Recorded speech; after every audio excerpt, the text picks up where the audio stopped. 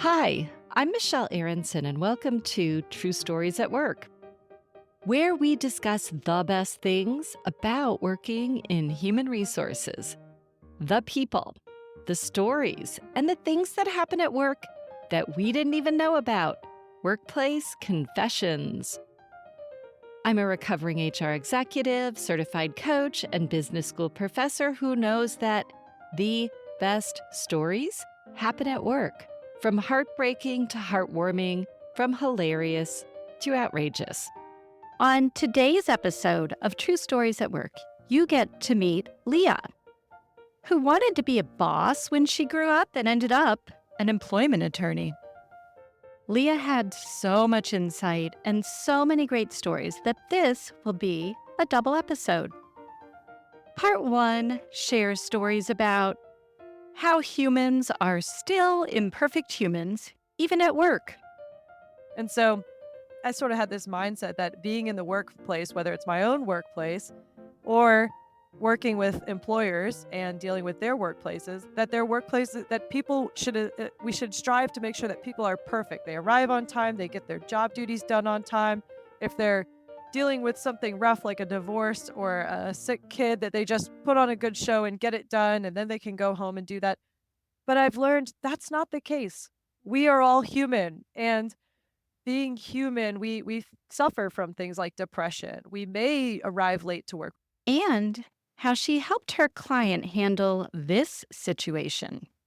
I'm thinking of an example where a client called, they had a situation where a cleaning person encountered two of their executives having intercourse on a conference room table after hours.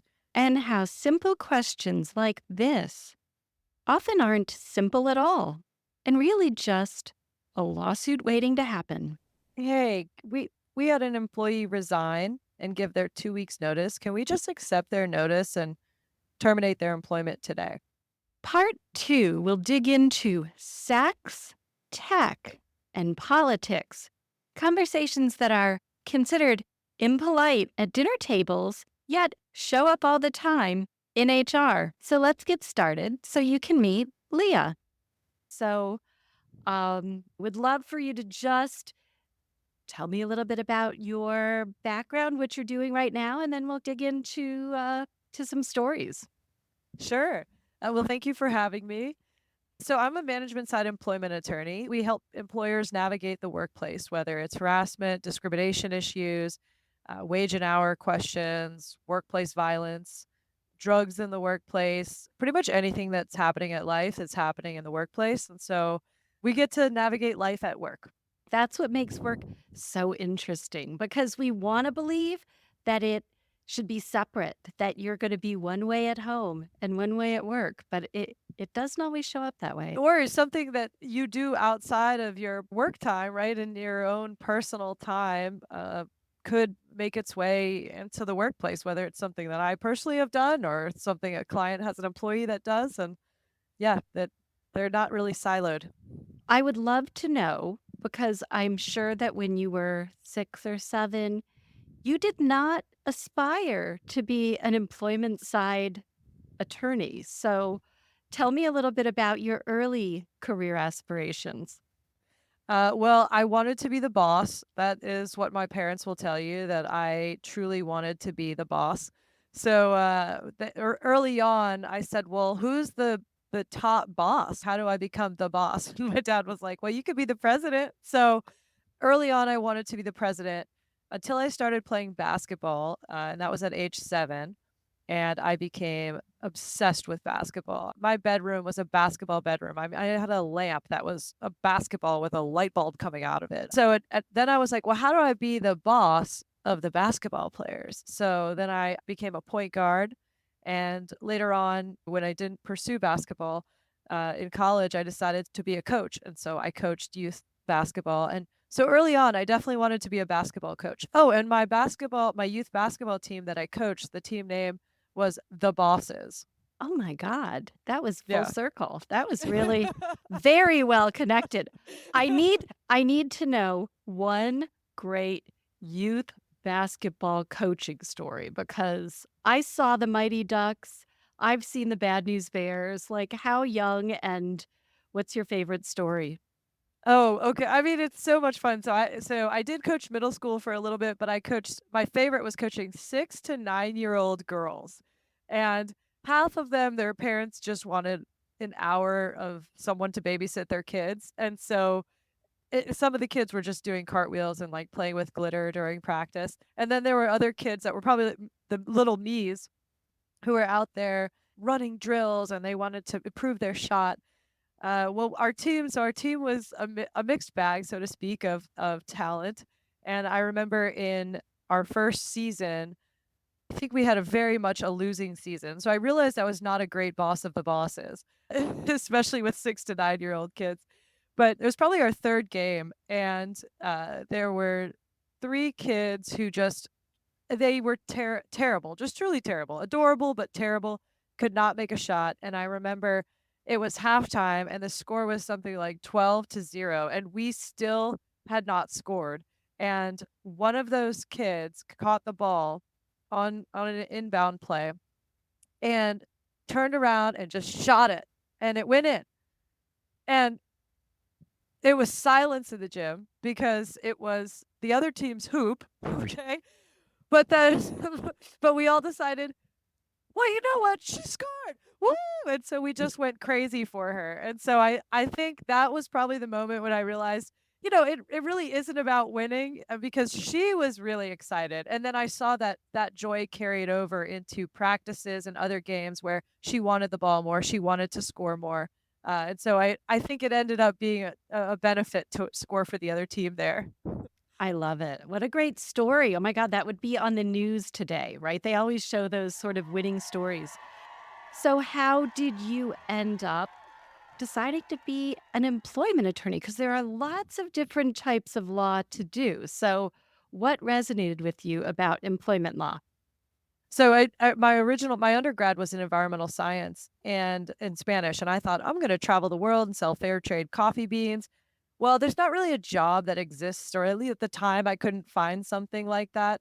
So I ended up going to law school and not really knowing exactly what I wanted to do, thinking, well, maybe I'll become an environmental lawyer and did a couple internships, didn't really find that it fit my personality very well. It's very regulatory based and I like interacting with people.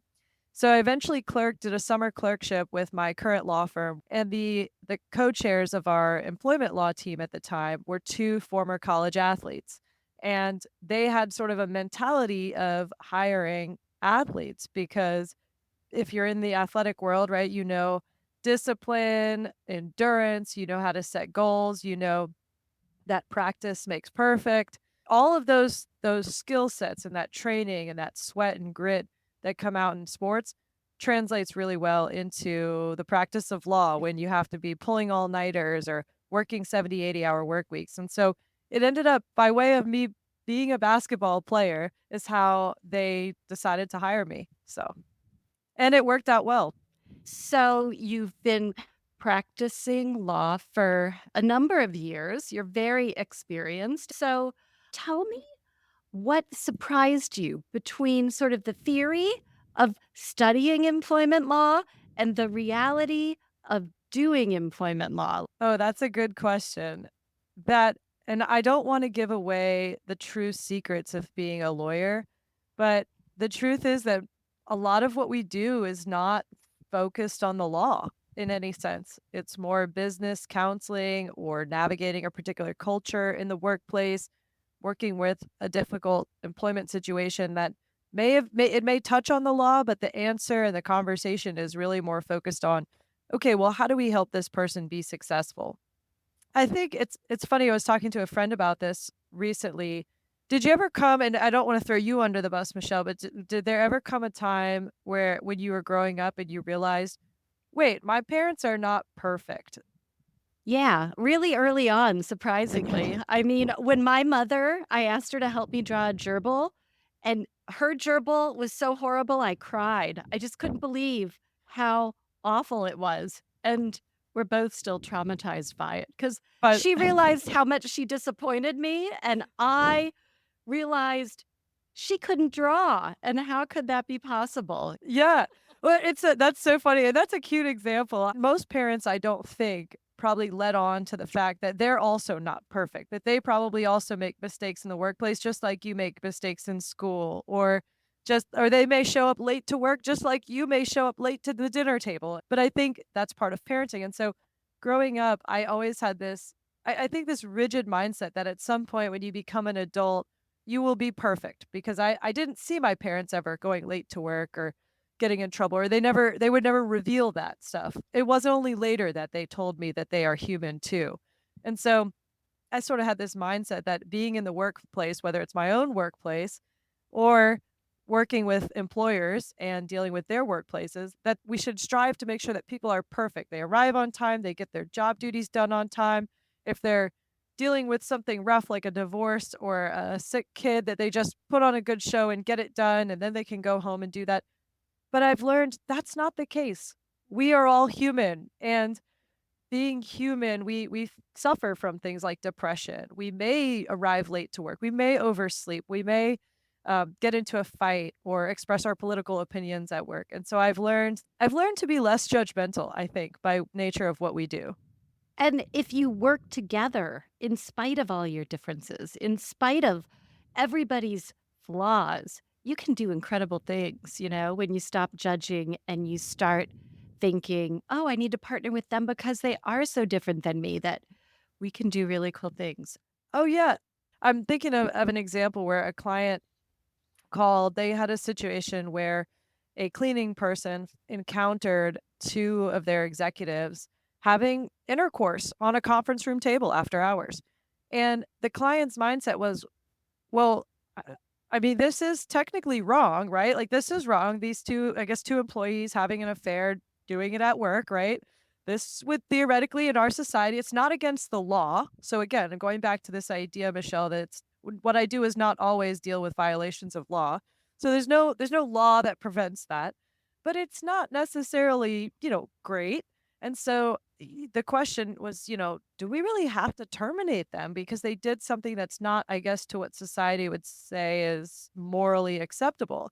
And we talked through it a lot. And the idea that, of course, they're violating policies, it's poor judgment. There's a lot of things wrapped up in here.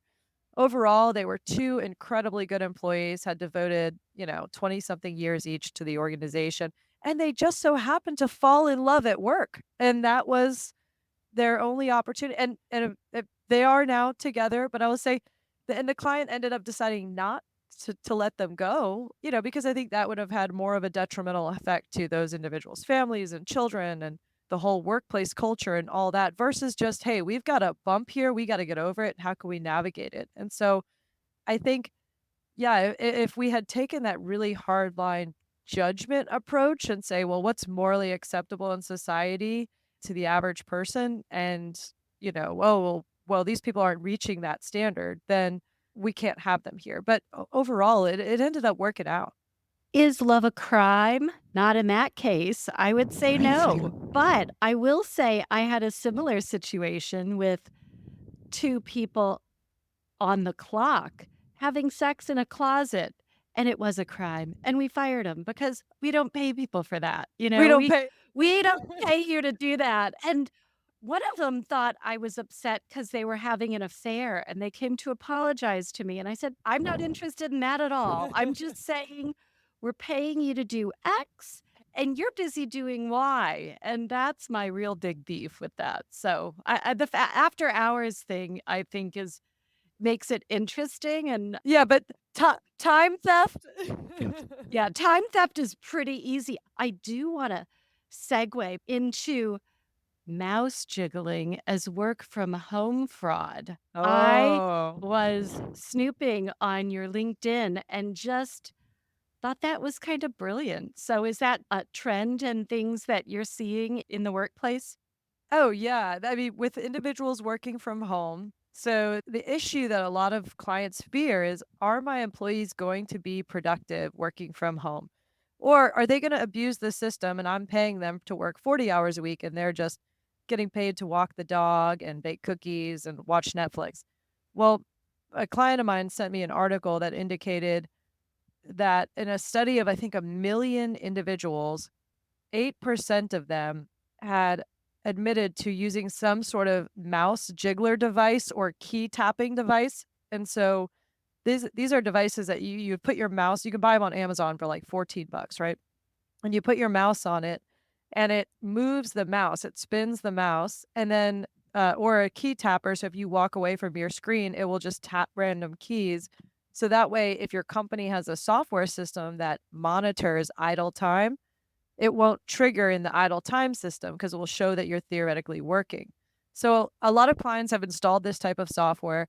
And then, of course, humans being humans have found loopholes to it. Well, I'll just buy an electronic device that looks like it's working for me. So 8% of your population is pretty big. In talking with clients, the general takeaway is we recommend that if somebody is getting their work done and is efficient in getting their work done, especially if they're an exempt employee who's not, clocking for overtime or anything like that, then don't be such a stickler about whether they're sitting in front of the computer and sitting in their chair, right? Manage performance. And if their performance is failing, then look into, okay, why is it failing? Are they actually working? And that's when you can kind of use the software system to address it. So yeah, I this is definitely a big thing with work from home. Have you experienced it? I have not experienced that as an actual thing that I worked on, but I do know when I was working at a startup, the CEO said, "I wish all my employees were as productive as you." And I thought that freaked me out because my whole philosophy for humans is do not manage people through technology. Manage them through conversations, through performance expectations. So I know things have changed and the pandemic just shifted everything, but I do think foundational human decency and having conversations is a Sure. great place to start. And then use your technology to see if they have a mouse jiggler.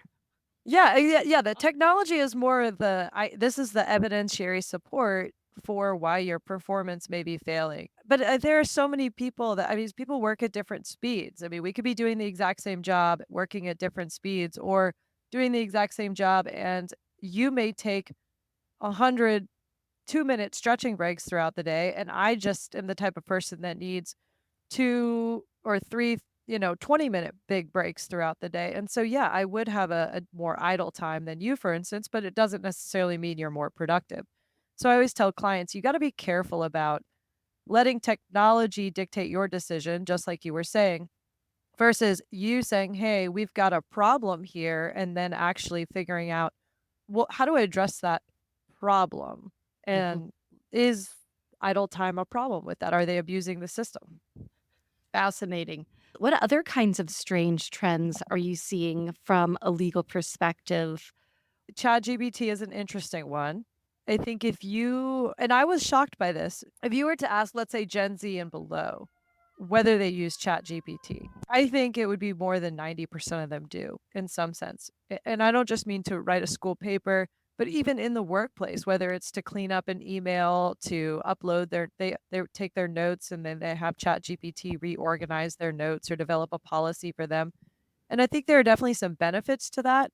I think the concern with ChatGPT is it is a computer, and so it if you're looking for something analytical, especially where you have to analyze something, I mean, there still has to be some human aspect to review it and make sure the work product is adequate, or to review it and make sure that what someone is doing is maybe not engaged in copyright infringement. We've seen that come up where employees are getting in trouble at work for using ChatGPT, and it comes out that the company is aware because they get a cease and desist letter from another entity saying that their employee or the company is misusing their proprietary information or their trademarks or copyrights. And that's because ChatGPT was just searching the internet and producing a result. So it's not just employee use of AI and ChatGPT, but I have seen there are situations where employers are getting themselves into legal trouble using software systems that include AI.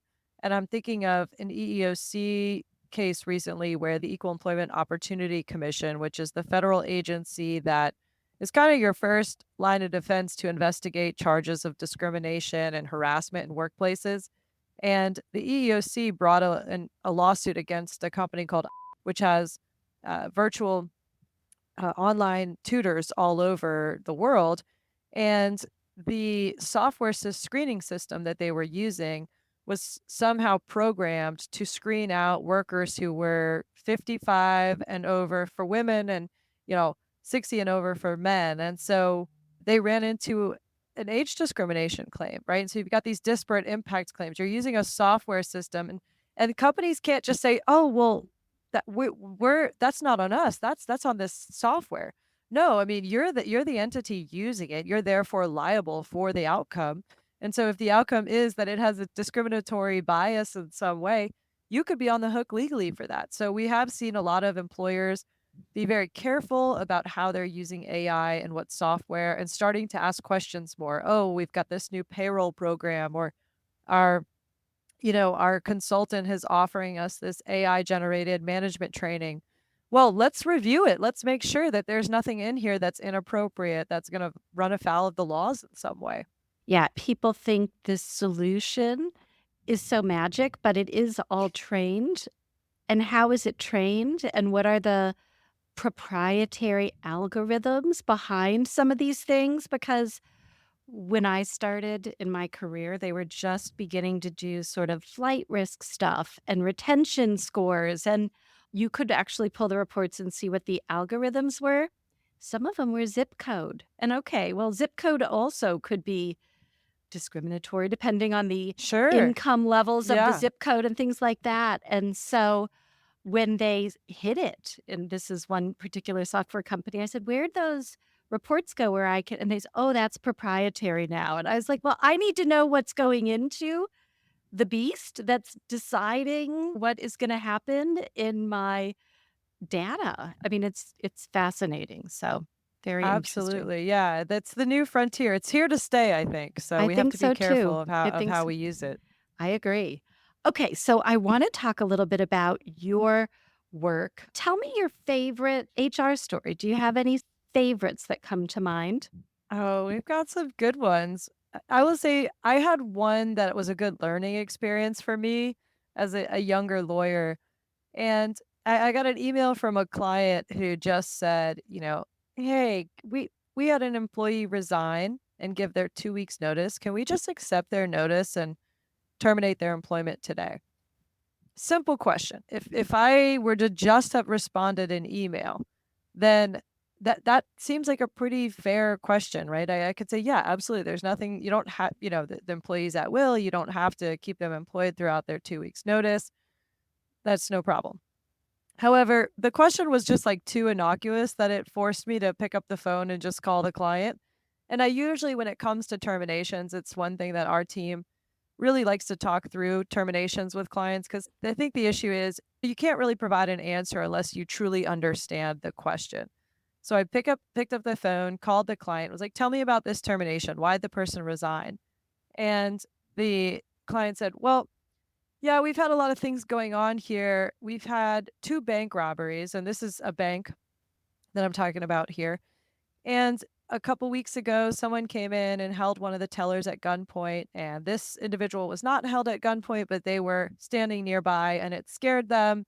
So they didn't come to work for a few days, and I told them that they needed to come to work or they'd be terminated because we can't just close down operations. So then they came back to work last week, and unfortunately, the bank was robbed again. I'm not kidding you, Michelle. This happened, okay? 2 bank robberies in like a 3-week span.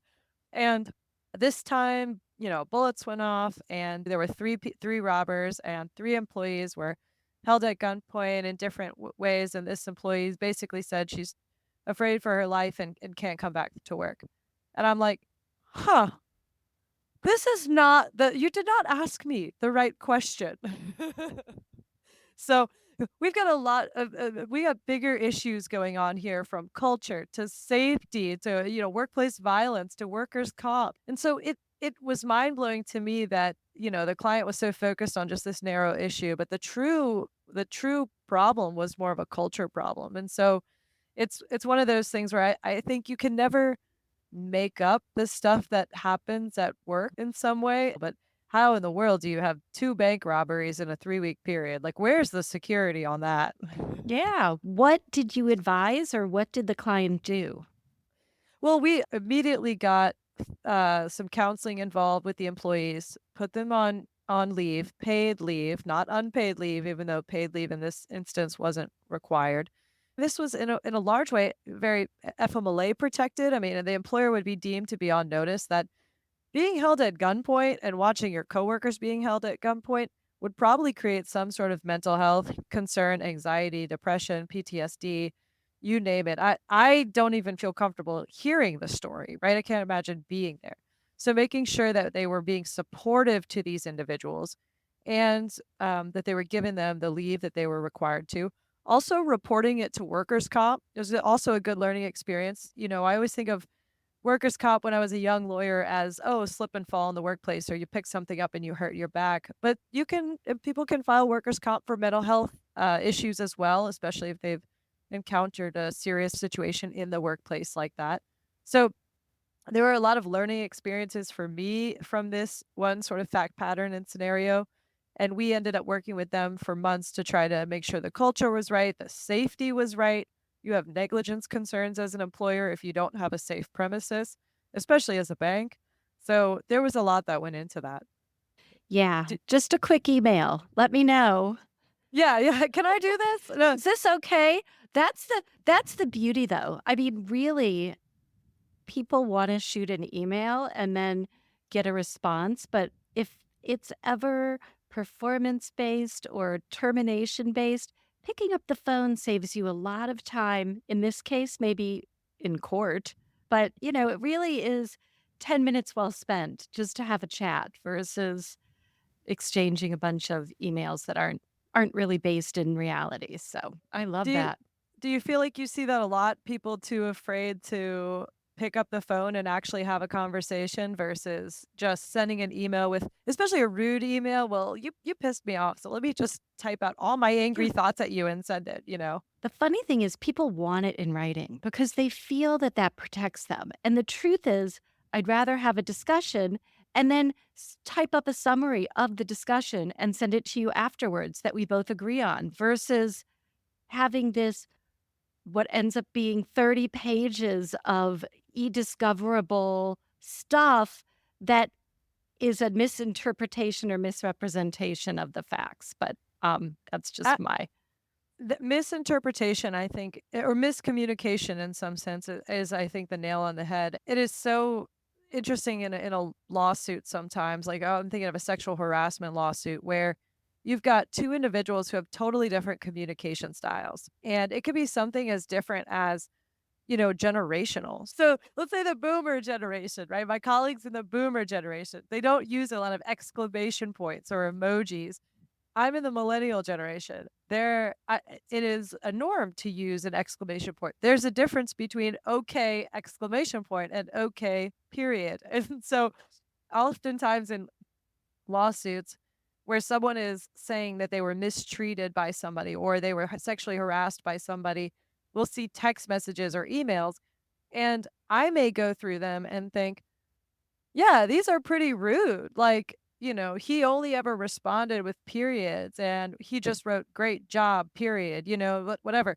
And one of my colleagues who's a boomer, for instance, might look at it and say, I don't see nothing wrong with it. Right. So you have that generational difference. And it's just simple miscommunication over email because of the way people speak or talk. And whereas if they had picked up the phone and had that, hey, great job. You really killed it on this brief today, there'd be less of a miscommunication there, so Yeah. If I had a dime for every time somebody asked me, "Can you believe the tone in this email?" I would say, "I can't tell tone in email, but you need to pick up the phone if you find that you're finding tone in the Right. email. Confirm your assumption." Sure. So, okay, now you were talking about going through e-discovery and reading all this stuff, okay? So what is the most interesting thing that you discovered in e-discovery? It always deals with sex. People have sex, okay, Michelle? And people are sexual in a lot of ways. Uh, gosh, we have come across wild things. Tune in to the next episode where Leah and I talk about sex, tech, and politics. Up next is a workplace confession read by an AI voice. And while many of us take the stairs for health reasons, some people jump into the stairwell for other heart-raising opportunities. We've all done something bad at work, but here's your chance to confess. From small wrongs like borrowing office supplies to simplify your back-to-school shopping or snacking on a coworker's lunch, to the major workplace sins, the sex, drugs, and rock and roll type. Here is today's conscious clearing confession. Okay, back in the day, I had a little, I don't know what it was. It wasn't an affair. There was a thing between me and a boy. And we were in the stairwell at work, and I was the aggressor to get him to, I don't know, like make out or something. This was a really long time ago, but, and he was like, there's cameras. I'm like, there's no cameras here. I don't even know where we were.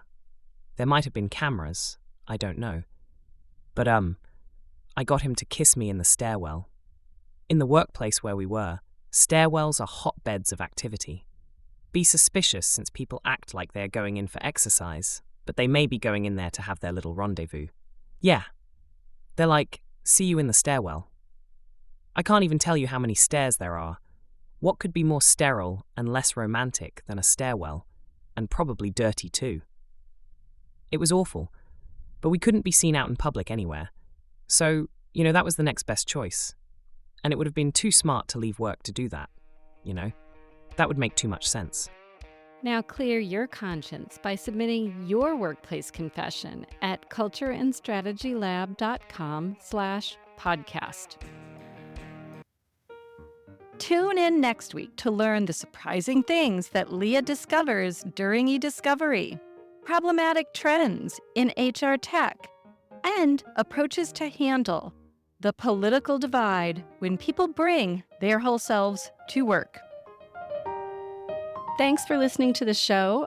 If you work in HR and have a story to share, please visit my website, cultureandstrategylab.com/podcast. Stories are what we remember and how we connect, so please share yours with me. Thanks. At Culture and Strategy Lab, we get to the heart of your business to help you breathe life into your values. And we help you create an HR strategy that aligns your culture to your business. Haiku for Leah. Leah's wise counsel helps navigate work and life, the best kind of boss.